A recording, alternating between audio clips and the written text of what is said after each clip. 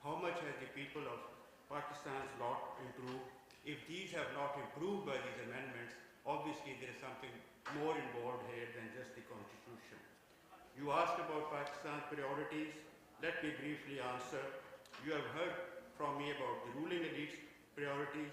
Well, the real priority should be to bring fundamental reforms in the society that address issues like all manner of justice, social exclusion of the marginalized and vulnerable, particularly women, high illiteracy rate, poor public service, corruption, inequities in land and income distribution, energy shortage, a poor infrastructure, and above all, the internal security environment which is deteriorating. Pakistan is not a broken country and its institutions are not broken or a failed state. Pakistan is not a failed state or even a failing state. Institutions do exist in Pakistan, and of course they have the capacity, they have the physical but not the moral capacity. They can defend the system but not serve the people. Pakistan does have some strengths, and the shortage of time doesn't allow me to elaborate on that, but in the afternoon in the focus group meeting, I will be speaking about Pakistan's strengths as well. Thank you.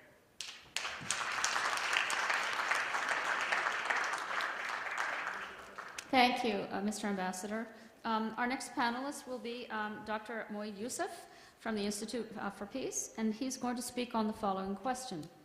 Pakistan's fragile political leadership has been dogged by lack of transparency, accountability, and economic stability. This is no secret. What, in your opinion, is the recipe for genuine, sustainable reform? Thank you. Assalamu alaikum. Thank you, Pam, and thanks, Atasa, for inviting me. I have to tell you, Pam, the first thing I thought when I heard NED was exactly what you thought. Good. So I'm not alone. I don't know much about this city, perhaps. If that's, you've put down a question to me where, there were some sub-parts to it as was given to me. Institutional weakness, lack of accountability, rampant corruption. Every time you hear this in Pakistan and somebody talks about these issues and says, what is to be done? The answer is very, very simple. Transparency, checks and balances, accountability, political reform, leadership. The real question is, how do you unpack this into a doable formula for the country? So what I thought I'll do is very quickly talk about how I see Pakistani institutions developing at the moment, and then give you a checklist of things that will have to happen for us to get to this accountability, transparency, and checks and balances. I completely agree with Ambassador Tawqir when he says, constitutions are rules. And we hear this word implementation gap over and over in Pakistan, which is missing. Part of the problem is that donors, governments, everybody who's worried about Pakistan wants instant change.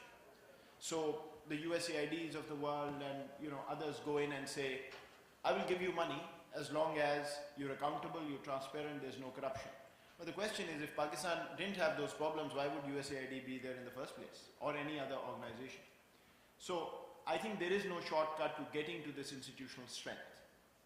But to go through a cycle of political maturity, which ultimately at the other end, a decade, 2 decades from now, brings the kind of leadership which can deliver this. To me at the moment, Pakistan is actually on a positive trajectory as far as institutional evolution is concerned. Now you can turn on the TV and say, look at the judiciary, look at the media, look at the executive, all they do is crib about every single thing on earth. Pakistan is not the first country to be going through this. And it's not the first country where news is always bad. It's also not the first country that had a terrible track record of democracy and made it at to the other end. The way I look at this is that there's a J curve attached to institutional evolution. If you look at political science literature on this. Anytime you have a long established held equilibrium between various power brokers, when that is broken, the initial period is necessarily messy.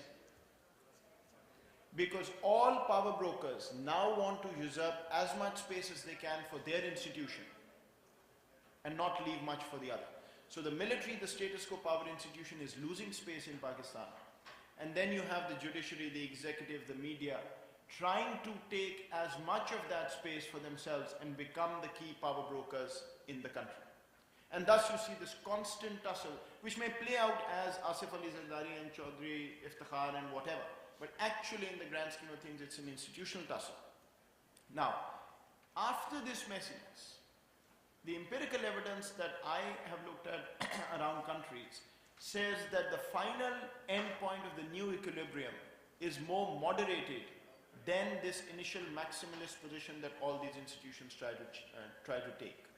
So if Pakistan were to follow that trajectory, you would find a judiciary pulling back somewhat, you would find an executive finding a compromise, and you would see a media which would ultimately find the space that it has.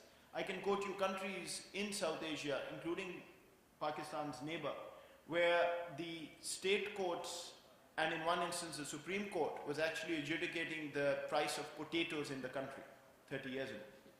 And in 2004-05, the Indian Supreme Court gave a ruling that the judiciary had overstepped into the executive's domain, and so it's pulling back. So if Pakistan is following that trajectory, I think this is the messy period of a better end. Now, there are countries which don't make it. There are countries that actually keep going in this cycle. And there, I'll throw 4 things before stopping on what Pakistan will have to do to actually make it to the positive end of this evolution. First, I think you need procedural continuity. So no undemocratic interruptions as we have had in the past. And there, I think you were hinting at this, but I'll sort of expound on that. The problem in Pakistan right now, as I see it, is that procedural democracy is doing well. You've got the rules, you've got the constitutional amendments, etc. But the politicians are hiding behind this procedural improvement to say, well, governance will come with time. Part of the problem is that if you don't keep a minimal level of governance as the political governors of a country, you will not come out at the other end because something will interrupt the process, especially if you have a jaded history of interruptions in an undemocratic form. So it's political continuity which requires a minimal level of governance. You need new people at the helm, which means you need youth mobilization and politicization, through which process you will then filter out new people over a period of decade or 2. I think in that sense, this particular election in Pakistan is pretty positive, because the kind of youth mobilization you've seen in the past year or so, I haven't seen for a long time. So I think that's a positive. Third, I think I couldn't agree more with this idea that, we keep saying the state is bad, the politicians are bad, etc. I think fundamentally the society has lost the civic sense of delivering what a citizen has to deliver to its state. So 9% tax to GDP ratio, official figures, cannot actually deliver. If you're the state, you simply can't deliver with that kind of revenue in your bucket. So, and there are a number of other things where I think the society has to play its part as civic sense goes. And finally, I think a fundamental change of priorities. I'm talking of the defense development sort of debate here. And, I'm one of those who's written on security a lot. Yes, the defense argument is all correct. Pakistan made a fundamental conscious choice not to educate its citizens. We put 2% of GDP into education. It's as simple as that. It's a choice. Until this figure goes up to 5, 7, 10% with all the other qualitative improvements, you simply can't have youth politicization and mobilization deliver better people at the helm of affairs, not only political but bureaucratic and everywhere else. Let me stop.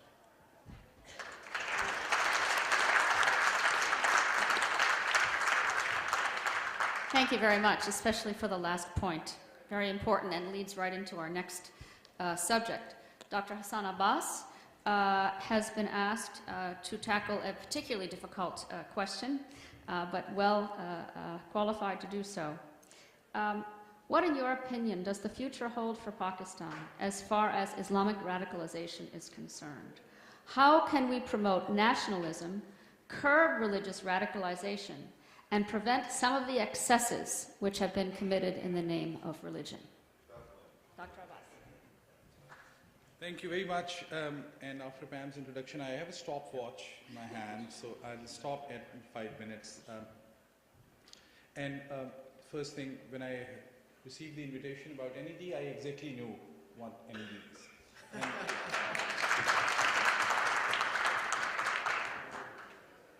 to be able to explain what future holds for Pakistan in this arena, in terms of radicalization and extremism, in the political arena, in religious arena, we first need to be very clear on the nature of the challenge faced. And in just a few words, I think there's some statistics which will explain these better. Of course, even without the statistics, I would have just said the whole incident in the last 3-4 days, Malala Yousafzai's episode, explains and embodies the kind of challenge that Pakistan faces.